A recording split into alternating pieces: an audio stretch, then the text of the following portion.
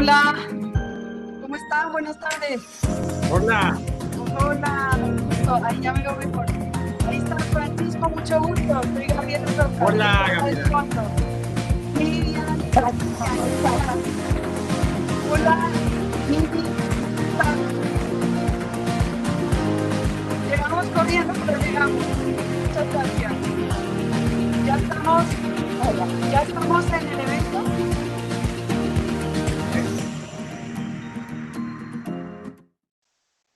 Bienvenidos a la Feria Internacional del Libro de Bogotá.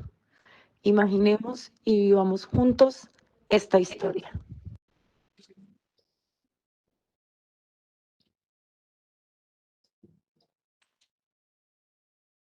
¿Ya? Sí. Buenos días. Buenos días a todos.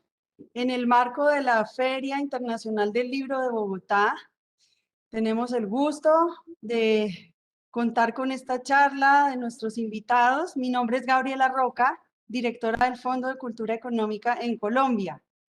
Hoy tenemos los especiales A la orilla del viento. Nos acompañan Triunfo Arciniegas. Triunfo no está, perdón. Francisco Hinojosa. ¿Cómo estás, Francisco, de México? Hola, ¿qué tal? Muy bien, muchas gracias. Alicia Molina, encantada, bienvenida. Y Vivian Mansur. Mucho gusto estar ahí. Muchas gracias, Vivian, también bienvenida por acompañarnos, muchas gracias. Gracias. Nos acompaña Nini Wilches. Nini es librera del Centro Cultural Gabriel García Márquez, aquí en Bogotá. Ella va a conducir, va a ponerlos a hablar sobre sus libros A la orilla del viento. De verdad, muchísimas gracias y los dejo en esta maravillosa jornada. Adelante, Nini. Gracias, Gabriela. Muy buenas tardes a todas y todos. Bienvenidos y bienvenidas a este espacio en el marco de la Feria Internacional del Libro de Bogotá. Comentaba unos minutitos antes que me siento privilegiada y realmente un poco intimidada porque los autores que tenemos de invitados el día de hoy son unos autores de lujo, unos autores muy especiales para nuestra colección A la orilla del viento, de la cual vamos a hablar el día de hoy, a presentarla y a reforzar un poquito el conocimiento que tenemos de esta maravillosa colección. Esta colección A la orilla del viento nace hace cerca de 30 años. En 1991, el Fondo de Cultura Económica como editorial pretende lanzar una colección que sea infantil, porque su catálogo es conocido en el área más de las ciencias humanas o de las ciencias sociales. En 1991 lanza su primer libro de literatura infantil y de allí, desde ese año hasta la fecha, han salido cerca de 247 títulos en esta colección. Los invitados que tenemos el día de hoy son unos de los más especiales que hacen parte del acervo de esta colección. Entonces, muchísimas gracias por acompañarnos, Vivian, Francisco, Alicia. Esperamos que Triunfo logre conectarse y que en el transcurso de la reunión llegue. Decía Francisco hace un momento, él es parte de Colombia, entonces debería estar conectado. Nos acompañan desde lugares muy lejanos, desde otras latitudes. Esperemos que él lo logre, porque la tecnología a veces como que no nos colabora. Y esa, decía Viviana hace un momento, esa transportación, teletransportación, a veces no nos funciona. Esperemos que sí nos funcione en este caso. Entonces, hablaba de la colección. Y esa colección nace para romper paradigmas. ¿Por qué? Porque los autores, tanto escritores como ilustradores que hacen parte del acervo de ella, rompen estereotipos, paradigmas, crean personajes fuera de lo común, no son convencionales, no son personajes convencionales. Y hoy cada uno de ustedes nos va a contar acerca de esos personajes. Y otro datico que quiero decir de la colección antes de que Vivian, Alicia y Francisco nos empiecen a contar sus relatos. La colección, hay otras colecciones de catálogos infantiles y juveniles que están catalogadas de una manera bastante particular, y es que es por edades. Como hay un sesgo en el cual te dice, este libro solo lo pueden leer niños de 5 a 6 años, este otro libro de chicos de 8 a 9, etcétera, etcétera. Pero la colección A la orilla del viento se ha destacado, ¿por qué? Porque no se encasilla en unas edades, sino más bien está encasillada, voy a utilizar ese término, pero no hay casillas, por comprensión lectora, que es algo un método bastante alternativo. Entonces no es por edades, sino más por cómo los chicos, los niños y las niñas, incluso los adultos, yo me he divertido muchísimo leyendo libros, títulos de esta colección, podemos disfrutar, aunque tengamos 50, 60 años, o chicos que tienen 4 años y están empezando a leer, o chicos que ya son adolescentes y también pueden disfrutarla. Entonces, hay 4 ejes en los que se divide esta colección. Primero, para los que empiezan a leer. Después está, entonces esa es de un color amarillito, como este. Así, en su lomito trae este color amarillito. Allí está este título, que de pronto nos van a hablar ahorita de él. Está La peor señora del mundo. Entonces, ellos tienen en el verde un color que les gusta. Entonces, esta colección de color amarillo es para los que empiezan a leer. Le sigue, para los que están aprendiendo a leer, perdón. Le sigue los que ya empiezan a leer y está catalogada con color moradito. Una tirilla de color morado. Después le sigue para los que ya leen muy bien. Entonces está con el color verde. Y la última, que ya podría ser para los más pequeños que son ávidos lectores o para los adolescentes, para los que ya leen bien, para los que ellos ya son grandes lectores. Entonces, la invitación a conocer más acerca de esta colección, y creo que ya estoy hablando mucho y queremos escuchar a los invitados especiales. Entonces, brevemente voy a compartir una biografía de cada uno de ellos. Vamos a empezar con Vivian. Vivian Mansur nace en la Ciudad de México y estudia Ciencias de la Comunicación. Ha colaborado en programas de radio, televisión y en revistas. Ha sido jurado en múltiples concursos de cuento infantil y colaborado en suplementos y revistas. Además de ello, recibió el premio de cuento para niños de la Feria Internacional Infantil y Juvenil FILIC en 1995 por su libro El peinado de la tía Chofi. Además de eso, recibió el premio A la orilla del viento, otorgado en 1997 por el libro Familias Familiares. También ha recibido el Premio Castillo de la Lectura en el año 2000. Voy a citar a Vivian, encontré una entrevista que me pareció hermosa.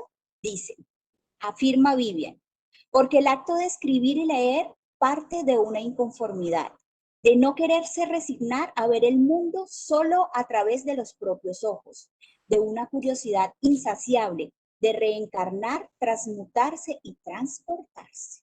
Entonces ya supondrán un poco lo que vamos a escuchar de Vivian. Ahora Francisco. Francisco Hinojosa nace en la Ciudad de México.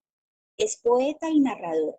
Estudió lengua y literaturas hispánicas en la UNAM. Ha sido editor de la Gaceta del Fondo de Cultura Económica, coordinador de taller para escritores de literatura para niños en varios estados de México. Es uno de los autores más destacados y emblemáticos de literatura infantil y juvenil en lengua española. Ha recibido bastantes premios. Voy a citar algunos. El premio IBI de la Organización Internacional para el Libro Juvenil, el Premio Nacional de Cuentos San Luis de Potosí, y parte de su obra se ha traducido al inglés, portugués, italiano, polaco y lituano. Es uno de los principales autores mexicanos. Poco después, este es un dato curioso que encontré de Francisco, después de completar sus estudios de literatura, comenzó a escribir poesía, antes de entregarse a los cuentos y novelas para niños. Fue seleccionado por Conaculta como embajador para representar y promover la literatura para niños y niñas en México. Ahora reconocemos a Alicia. Alicia también nace en la Ciudad de México. Es escritora, comunicóloga, guionista e investigadora en televisión educativa. Sus obras enfocan 2 grandes áreas, la literatura infantil y juvenil y las obras pedagógicas. Se ha dedicado a fomentar la integración de niños con capacidades especiales. Estudió la licenciatura en comunicación en la Universidad Iberoamericana. Ha dirigido la Asociación de Alternativas de Comunicaciones para Necesidades Especiales y Ararú, revista para padres con necesidades especiales. Produjo la serie de televisión Retos y Respuestas y ABC Discapacidad. Fue directora operativa del Fondo Memorial Eduardo Molina, que apoya a organizaciones que trabajan con niños con discapacidad y sus familias en zonas rurales y suburbanas de alta marginación. Algunos premios y reconocimientos de Alicia es el Premio a la Orilla del Viento por su título El Agujero Negro, la Lista de Honor de la IBI por El Surcidor del Tiempo y el Premio Compartir en Educación. Entonces voy a esperar si Triunfo llega para presentarlo. ¿Les parece? Bien. Entonces vamos a empezar. Vamos a empezar con algunas preguntas sugeridas que tengo yo por... Y ya no hablo tanto para que nuestros invitados de honor puedan compartirnos sus experiencias. Entonces, la primera pregunta orientadora sería que nos cuenten esa experiencia de cómo llegaron sus textos, bastante controversiales y punta de lanza, por decirlo de alguna manera, a esta maravillosa colección A la Orilla del Viento. Entonces, no sé quién quiere empezar. A ver, empiezo yo, porque yo llegué primero. A ver, a mí me tocó la suerte enorme de ser parte de la primera colección que sacó Daniel Golding en el fondo. Y fue por pura suerte. Resulta que yo había escrito El Agujero Negro y lo escribí para mi hija Ana, para entretenerla en unos días en que estuvo en el hospital. A ella le gustó mucho el cuento y sacamos copias y le dio a sus amigas.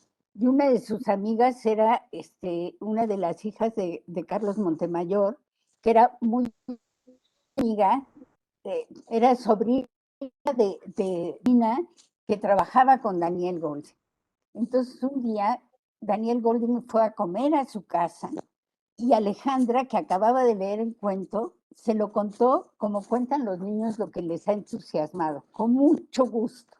Y llegó en un momento perfecto, porque a Daniel lo estaban criticando mucho en el fondo, porque había gente que le parecía que el fondo era una cosa muy seria para publicar libros para niños, y entonces se pusieron muy críticos con él, porque había muchos autores extranjeros, porque solo había una mujer faltaban mexicanos y faltaban mujeres. Entonces le caí como anillo al dedo, y entonces tuve la suerte de llegar al Fondo de Cultura por un lector, y eso siempre me ha enorgullecido mucho. Yo no fui a buscar a Daniel, se lo llevó Alejandra Montemayor y me dio mucho gusto. Él fue el que me habló a la casa y me dijo, ay, no te encontraba, pensé que te habías ido al Agujero Negro. Y no, me fui al Fondo de Cultura.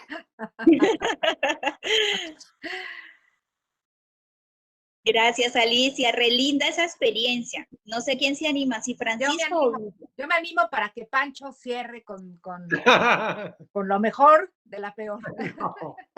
Bueno, yo cuento que mi manera de llegar al fondo fue a través de un concurso que desafortunadamente ya no existe, que es el concurso de literatura infantil y juvenil A la Orilla del Viento, que surgió en 1997 y que desafortunadamente ya no existe. Existe otra variante, que es un concurso abierto al público para hacer libro álbum.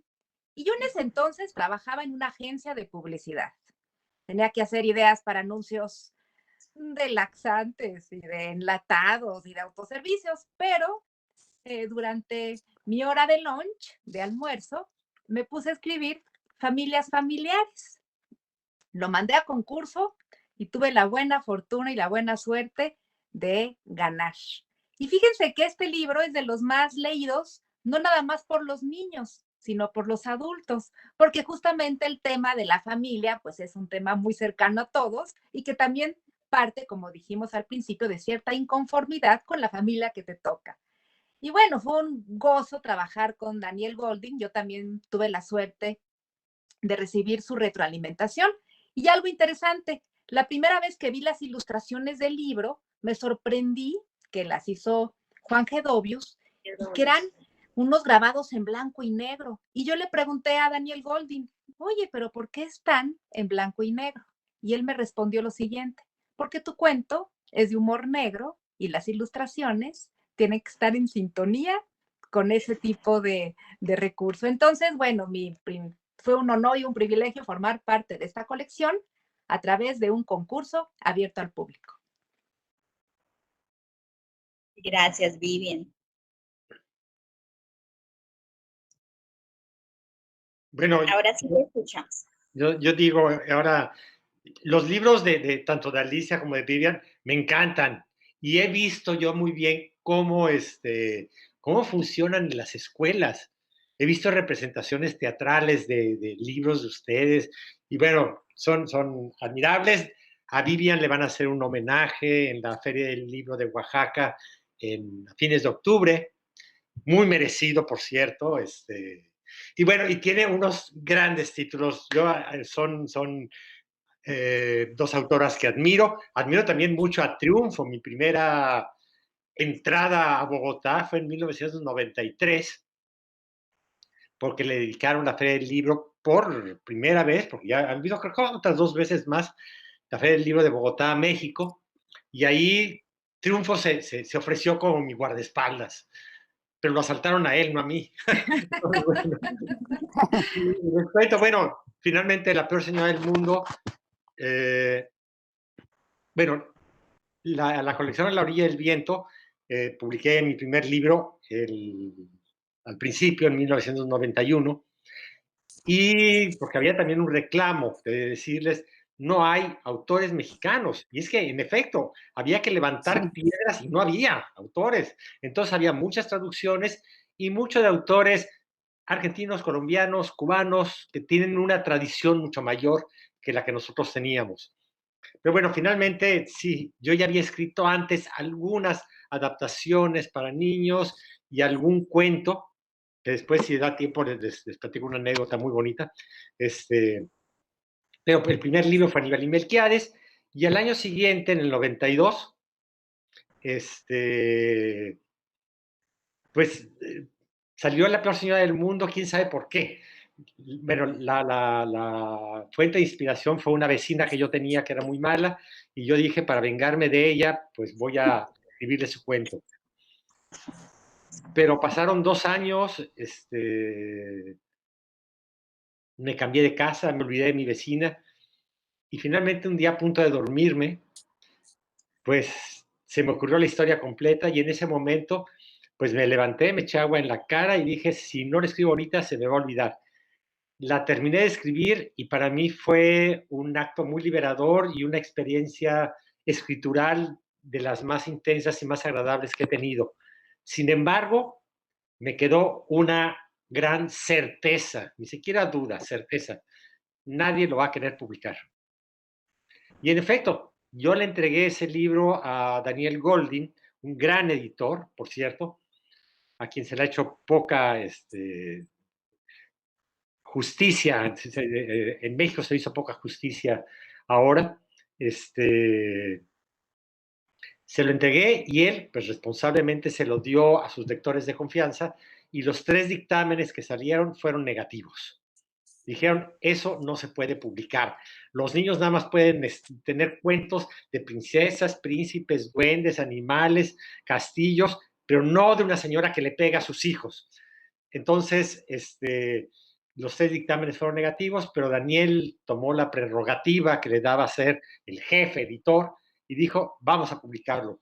Salieron muy poquititos ejemplares y efectivamente en muy poco tiempo maestras, maestros, padres de familia, llamaron a la editorial para decir, ¿qué les pasa? ¿Cómo una editorial del prestigio del Fondo de Cultura Económica publica un libro que va a asustar a los niños? Y sin embargo, con el paso del tiempo, pues se ha convertido en un libro muy leído con muchísimos ejemplares ya tirados, que rebasa el 500,000 de ejemplares. Gracias, Francisco. Y Francisco da pie a la siguiente pregunta orientadora, y es, ¿cómo le hacen, utilizando una expresión coloquial, cómo le hacen para crear esos personajes que rompen estereotipos, que rompen paradigmas en el ámbito de la literatura infantil? Ya decía Francisco, la literatura infantil clásica se ha destacado por las hadas, las princesas, los príncipes, los reyes, las reinas, pero ¿cómo le hacen para crear esos personajes tan diferentes? Unos personajes en algunos casos malvados, perversos, otros personajes que son al extremo tiernos, que son diferentes. Por ejemplo, en uno de los relatos de Alicia, es una chica que no puede oír. Entonces, ¿cómo le hacen para crear esos personajes de los que nunca se había hablado en Latinoamérica? Quizás en algunos textos, pero ustedes son los que como que introducen esos personajes que rompen todos esos estereotipos que ya se manejan en la literatura infantil. ¿Cómo crean esos personajes? Pues en el mismo orden, ¿no, Pues yo Alicia? Pues mira, yo creo que salen de nuestra propia realidad. Ahora ya el agujero negro parece un cuento muy tradicional porque es un cuento de duendes, pero en aquella época lo que establecía una ruptura y por lo que la SEP mandó una carta muy seria al fondo, fue porque la mamá tenía defectos. Pensaban entonces que las mamás no debían tener defectos. Ellos conocían alguna que no tenía defectos. Pero el hecho de que la mamá fuera una mamá olvidadiza, que perdía todo, que no sé, esa burla a la mamá que pierde todo, les pareció un desacato espantoso. Entonces también hay que pensar en qué contexto estábamos, ¿no? Y también, bueno, yo he introducido en algunos cuentos a niños con discapacidad, porque yo tengo una hija con discapacidad, es un mundo que conozco muy de cerca, pero además a mí me sorprendía muchísimo que estuvieran fuera del imaginario colectivo. O sea, al sacarlos de los cuentos, los sacábamos del imaginario que todos imaginamos, del imaginario colectivo, y a mí eso me parecía muy grave. Que me parecía muy grave no poder encontrar ningún cuento. Me acuerdo que alguna vez busqué un cuento en que apareciera una niña en silla de ruedas contenta, nada más eso quería, para que Ana la pudiera ver, para que Ana pudiera ver una niña en silla de ruedas contenta y con amigos. Pues no hallé nada más había un niño que no podía caminar en Corazón Diario de un Niño, pero lo fui a esconder porque era una cosa absolutamente lastimosa, ¿no? Entonces, pues los cuentos van saliendo de la realidad que vivimos, ¿no?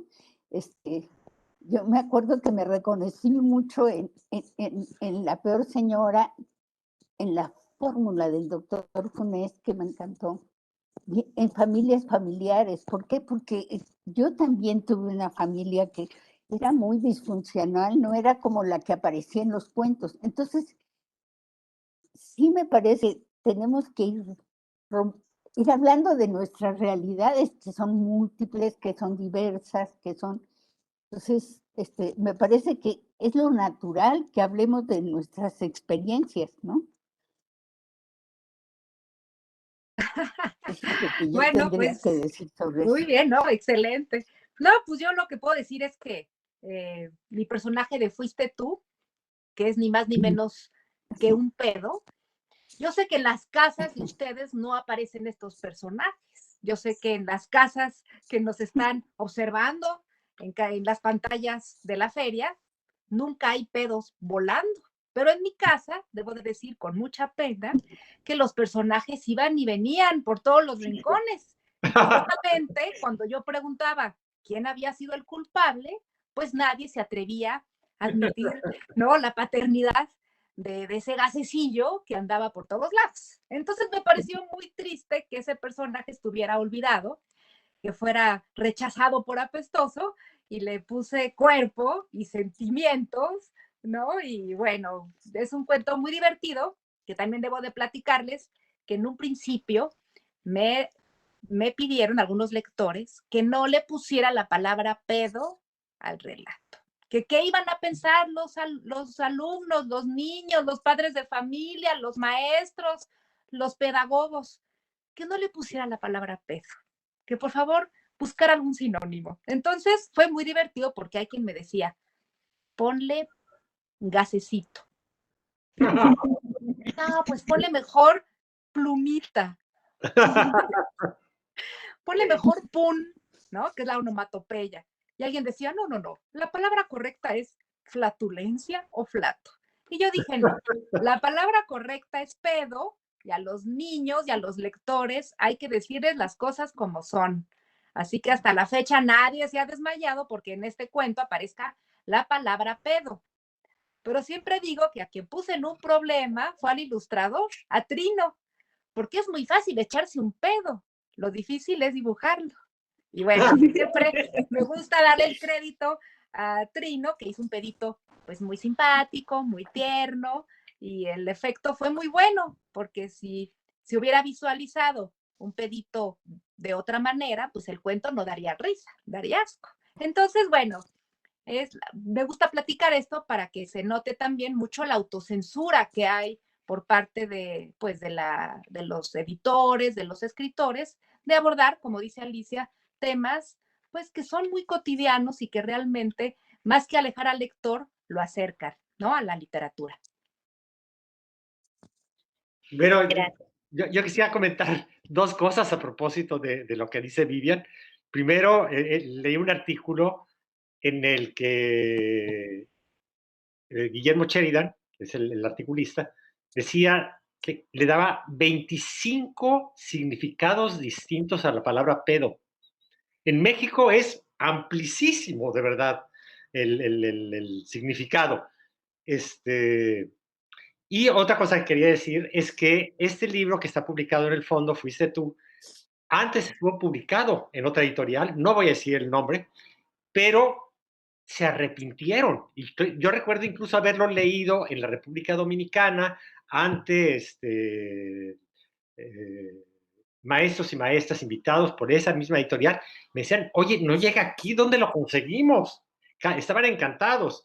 Y sin embargo, la editorial decidió descatalogarlo porque eso no iba con los principios morales de... Y claro, se pasó al fondo y tiene un éxito pues rotundo. Ahora, respondo a la pregunta, ¿de dónde salen los libros, los cuentos, los personajes? Para mí salen de muy distintos lados, ¿no? Pueden salir de una idea. La peor señora del mundo era una idea, escribir un cuento sobre una señora que sea la más mala del mundo. No tenía nada, solamente el título, la peor señora del mundo. Igual le escribió otro que se llama Buscalacranes, también en la misma orilla del viento, que solamente tenía el título, Buscalacranes, pero no sabía de qué iba a tratar la historia. Esa es una. La otra manera es construir personajes, construir situaciones y luego no saber qué hacer con ellas. Me ha pasado así con títulos como otro publicado por el fondo que se llama Léperas contra mocosos. Yo no sé a dónde iba. Yo empecé a escribir a unas señoras muy groseras y empecé a describir a unos niños muy latosos que se enfrentaban, pero yo no sabía, tardé más de 7 años en terminar ese libro, porque nada más construía la situación, los personajes me gustaban, y no sabía a dónde más iba, ¿no? Y después, bueno, sí hay pedacitos de nuestras vidas que están incluidos. Muchos de los libros tienen gran cantidad de cosas mías, personales, de mis propios hijos, pero ninguna es totalmente cierta, vaya, es solamente un punto de inspiración. Amadís de Anís, Amadís de Codorniz, que es un niño que de tanto comer dulces se convierte en un niño de dulce, lo escribí pensando en mi hijo y que comía tantos dulces que le decía eso, te vas a convertir en un niño de dulce y te vamos a comer. Y claro, le escribí el cuento y ya sabrán la respuesta. Dejó de comer dulces. No, eso no sirven los libros. Y otra cosa más que puedo decir es que la peor ciudad del mundo también se ha convertido en un libro como el que decías de familias familiares, que lo pueden leer los adultos independientemente de que tengan hijos o alumnos o lo que sea. No, lo leen porque les gusta, porque lo disfrutan. Es una palabra que ya en México está prohibida, por cierto. Un alto burócrata de la Secretaría de Educación Pública en México dijo que leer por placer es un acto capitalista. Bueno, el señor, además, su nombre de pila es Marx. Bueno, estamos aquí ya castigados, escribimos cuestiones para la imaginación, ¿no? Y para el disfrute de los demás. Somos unos capitalistas, ya les digo, no de qué. Oye, me parece que una ruptura muy importante que estableció la peor señora del mundo, entre muchas otras, precisamente esa, el mostrarnos que los libros para niños no eran solo para los niños. Eso me parece que fue como muy evidente con tu libro. Como que fue el primero que los adultos empezamos a recomendar sin disfrazarnos, ¿no? Sin decir, lo recomiendo para tus niños. O sea, en realidad siento que además de que estoy de acuerdo en que es un manual de resistencia, como han dicho, doctor, en realidad nos mostró a todos que la literatura para niños es un género que está abierto a todos los lectores. Ay, sí, yo quiero completar lo que bien dice Alicia y Pancho con una experiencia que ayer en la noche estaba yo recordando y que me sucedió justamente en Colombia, en Medellín, en el 2010. Déjenme contarles que en ese entonces me invitaron, por supuesto, a una feria convencional en Bogotá. Ahora sí, una de las tantas y maravillosas emisiones que hay en esas ferias.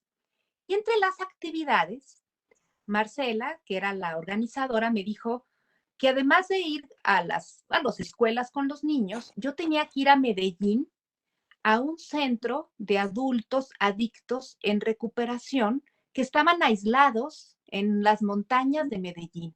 Y a mí me pareció una idea muy estrafalaria, porque yo pensé, ¿cómo voy yo a contarles cuentos para niños a adultos que están inmersos en un conflicto tan fuerte, pues como la adicción, y que además no tenían contacto con sus familiares? Pues no saben qué experiencia tan maravillosa tuve en ese encuentro. Esa asociación se llamaba El Faro, ojalá todavía siga funcionando, y los adultos me decían que gracias a los libros para niños habían logrado escapar un poco de este confinamiento y habían tocado con estas sensaciones de placer que habían sentido cuando eran niños al leer cuentos alejados de su realidad. Entonces, efectivamente, no solamente, ahora sí que el disfrute y el placer no está nada más limitado a un lector por la edad, sino que todos podemos contactarnos con nuestras emociones, con el sentido del humor, con la ternura, con la tristeza, gracias a las palabras, sin importar mucho nuestra edad ni nuestro contexto. Muchísimas gracias por esas palabras de sabiduría de cada uno y por compartir esas experiencias. Y sí, la colección tiene esa característica en particular de que estos libros sean de acceso, como decía también Vivian, resaltaba, no con una limitación de edad, también lo decía Alicia, y como decía Francisco, sino que son para el disfrute, el divertimento.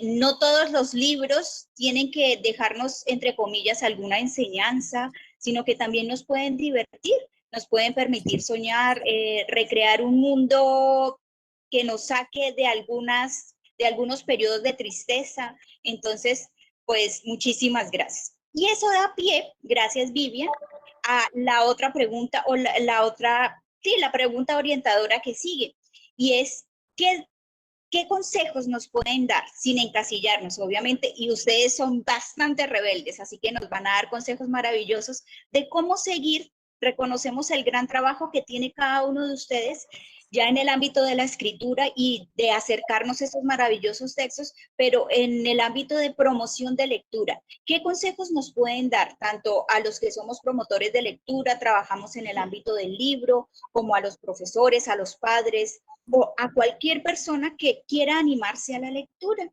porque esta colección, el objetivo principal es eso, que los lectores se acerquen al libro, sea de fácil acceso, porque los precios de los libros son bastante económicos.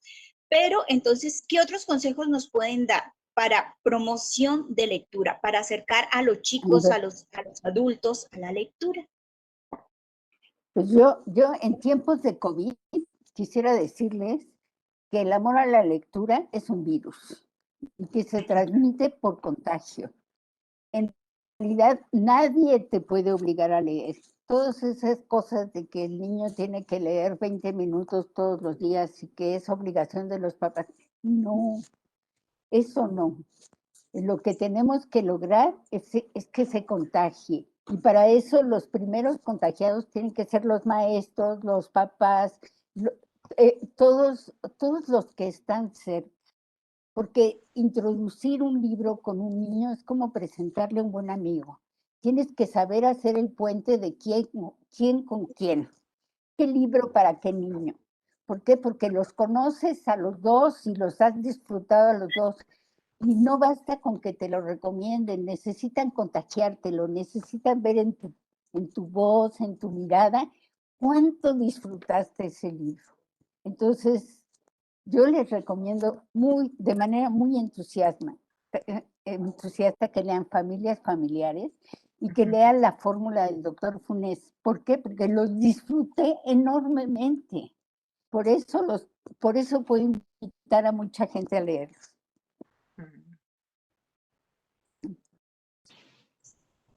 Ay, pues qué linda siempre, Alicia, aparte mencionando nuestras obras, y bueno, ni hablar, ¿verdad? De todo lo que ella ha escrito al respecto. Pero fíjense que, así como dice Alicia que los libros son amigos, yo creo que una de las elecciones más importantes que tenemos nosotros es elegir a nuestros amigos. Y para poder elegirlos, el principio básico siempre es la libertad. Entonces yo siempre les he aconsejado, por ejemplo, a los padres de familia, cuando teníamos estas maravillosas ferias presenciales, que permitieran que los niños eligieran a su gusto el libro que quisieran, que el padre no estuviera incidiendo en, ay, ¿para qué compras este libro? Que son cómics, o ¿por qué compras otra vez un libro sobre dinosaurios y ya tienes 17 libros sobre el tema? Entonces yo creo que la libertad es un principio importante, dejar que los niños elijan, aunque ahorita no haya ferias presenciales, pues que elijan en todas las aplicaciones que hay, en todos los catálogos de las grandes editoriales, de las grandes librerías, lo que ellos quieran. Y efectivamente hay libros muy económicos. El Fondo de Cultura Económica se precia de tener libros de gran calidad, donde incluso las descargas digitales son prácticamente gratuitas. Claro, yo siempre he optado por los libros en papel, pero entiendo que ante la pandemia y ante la prisa y ante lo complicado quizá de los envíos, se puedan hacer descargas digitales de libros maravillosos y siempre elegidos, como digo, con total libertad. Eso es algo importante. Por otra parte, también he sido testigo cómo los promotores de lectura, los bibliotecarios, han hecho encuentros, que eso es muy bonito, entre lectores. Hay incluso clubes de lectura de muchas personas que inician en Instagram o en YouTube, clubes de lectura, que también eso me parece fantástico. Antes la lectura quizá era un acto mucho más solitario, silencioso e individual, y ahorita con las redes, la parte buena de las redes es que se han hecho grupos de encuentro donde lo único que los une, pues es justamente el gusto de compartir opiniones sobre algún texto. Gracias, Liz. Pues yo estoy muy de acuerdo con ambas, que saben perfectamente bien de qué hablan, y tomo algunas de las cosas que dicen. En primer lugar, en algún momento escribí un artículo acerca de los derechos de los niños lectores, basado un poco en el libro que escribió Daniel Pennac en Francia, que se llama como una novela acerca de la lectura en Francia. Y bueno, sí hay uno de los mismos números de su decálogo que también lo incluyo. Primero, no es obligatorio leer. El derecho a no leer es importante. Ya, ahí está, ¿no? Después me gusta mucho lo que dijo del contagio. El contagio que hay, la lectura se contagia. Si vemos a nuestros padres, a nuestros maestros que están emocionados leyendo, nos va a dar curiosidad y vamos a querer hacer eso, ¿no? Hay que darles la libertad de elegir, ellos elijan, y que hay veces que los libreros, los editores, perdón, no lo permiten. ¿Por qué? Porque forran los libros en un plástico y un niño debería tener derecho a hojearlo, ver las ilustraciones, leer el primer párrafo, a lo mejor sí, eso sí lo atrapa, y darle la oportunidad de elegir. Eso es algo importante. Y en esto que decías del contagio, creo que ahora está sucediendo también algo contrario, que los niños contagian a los padres. A las mamás, Oye, muchas. léeme este libro que ya me lo leyó mi maestra, mi bibliotecaria, mi tal, y lo leen, y ahí están leyéndolo otra vez y otra vez. Y esto lo platico porque hace 3 años, sí, es que ya la pandemia siempre es así como un antes o un después, hace como 3 años, hice un espectáculo con la peor señora del mundo. Yo siempre quise ser rockstar, pero pues la verdad no tengo ni voz ni nada, ¿no? Pero me invitaron Tienes la figura y el porte. esto. Pues hice una representación de la peor señora del mundo. No cantaba, pero sí leía, aunque en un momentito también cantaba. Pero pero tenía una banda detrás de 4 músicos que se llama la Orquesta Basura, porque todos sus instrumentos los hacen con material reciclable. Y la idea era que ellos compusieran algunas piezas, yo intervenía porque leí el libro que tenía cortes y en esos cortes se pasaban unos videos que ya habíamos hecho, o yo rompía la cuarta pared y hablaba un poco con el público, si la peor señora del mundo se va del pueblo, huye de la peor señora del mundo y migra a otro lugar. Entonces aproveché para hablar de las migraciones forzadas que han cruzado todo el territorio mexicano con el fin de llegar a ciertos países de Centroamérica a un sueño que rara vez se les cumple, ¿no? Que es llegar a Estados Unidos y tener esa vida. Y lo cuento porque las primeras 2 funciones se llenaron solamente de adultos. Y solamente de adultos porque empezaban las funciones a las 12 de la noche y se vendía alcohol. Entonces, pero se llenaron de adultos, se llenaron las funciones de adultos. Eso significa que ya también pasó eso y ya no es nada más distinguir libros para niños, libros para adultos, sino que ya puede también mezclarse. Sí hay ciertamente niños que no pueden leer a los 6 años Moby Dick, como lo dijeron, pero, pero sí adultos que pueden leer esos libros para niños que están muy bien escritos, por cierto. Muchísimas gracias, de verdad que apreciamos o aprecio bastante enormemente. Maestros nos instruyan acerca de esos consejos sabios para la promoción de lectura, no solo en chicos, sino también en adultos. Muchas gracias. Lamentablemente, se nos está acabando el tiempo. Nos quedan pocos minutos y no quisiera que fuera así, pero en las plataformas digitales son algo estrictos con las reuniones, con el tiempo en las reuniones. Si estuviéramos presencial, quizás podríamos hablar un poquito más o nos animaríamos a compartir más experiencias, pero sí quisiera no terminar sin escucharlos, sin escuchar alguno de los 3. Solo hay como 3 minutos para ya cerrar la reunión, el conversatorio. Entonces, no sé quién se anima.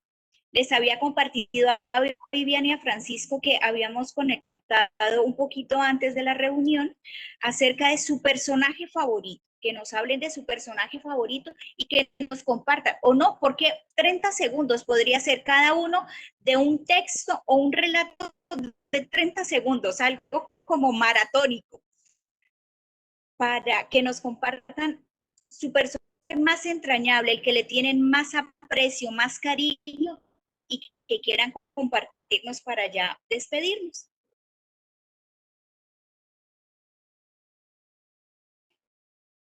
No sé quién se anima. Ay, bueno, como corre el tiempo, si quieren yo me animo rápido. Bueno, el peinado de la tía Chofi es un personaje que siempre digo que se va al salón de belleza a arreglarse, ¿no? Y que sucede algo insólito con un peinado enorme, donde aparece un invitado indeseado que justamente se escabulle en medio de esa gran selva roja. Y lo chistoso es que a veces los niños creen que yo soy la tía Chofi, y cuando voy a alguna escuela me preguntan, ¿y tu peinado? ¿Y tu pelo rojo? Y los desilusiono enormemente. Entonces tengo mucho cariño a ese personaje, que además se volvió ya como un genérico, porque un niño una vez me dijo, sí, miren, ahí va una tía Chofi, como si ya se volviera un género de arreglo y de peinado. Gracias, Vivian. No sé si Alicia se anima. Creo que nos quedan 2 minutitos. Bueno, yo creo que el que más me gusta es el personaje del agujero negro, del surcidor del tiempo, de la noche de los tragos, porque es la niña que yo no fui. Yo era una niña muy tímida, muy reservada, y Camila es una niña muy valiente que se atreve a todo. Y entonces ese personaje me dio la oportunidad de sanar mis recuerdos. Entonces lo quiero mucho por eso. Muchas gracias, Alicia. ¿Y Francisco, para cerrar? Pues para mí, pues la peor señora del mundo es el libro y el personaje que me ha abierto las puertas a muchos lugares, a muchas casas. Es un libro muy leído. El año siguiente a su publicación lo presenté en Bogotá. Era la primera feria del libro que le dedicaban a México. Y recuerdo que estaba ahí don Fernando Charri Lara, bueno, un poeta que yo admiro mucho. Después lo presenté en Medellín en una semana maratónica. Estuve como en 20 escuelas, bibliotecas, centros de lectura.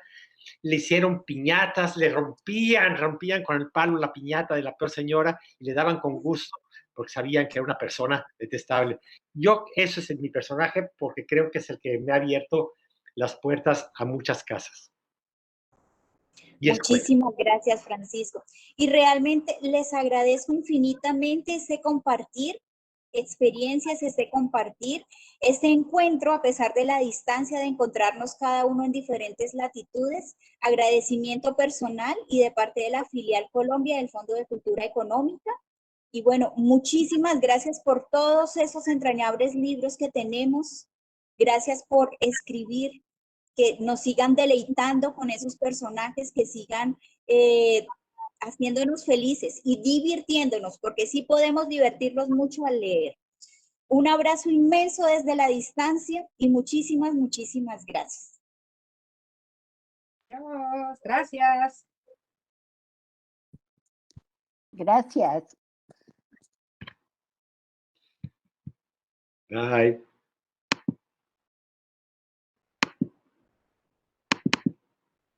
Y creo que nos dejaron otros minutitos. Igualmente, Alicia. Oye, Alicia, ¿tú vives en Coyoacán? ¿En Encantada? Vivo en Tlalpan. No, vivo en Tlalpan. Ok, es que alguna vez te vi por Coyoacán y tenía la duda si eras o no eras. Ok. Bueno, pues todo salió muy bien.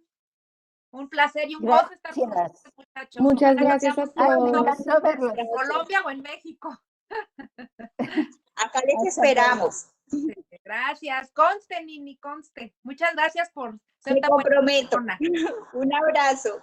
Bye.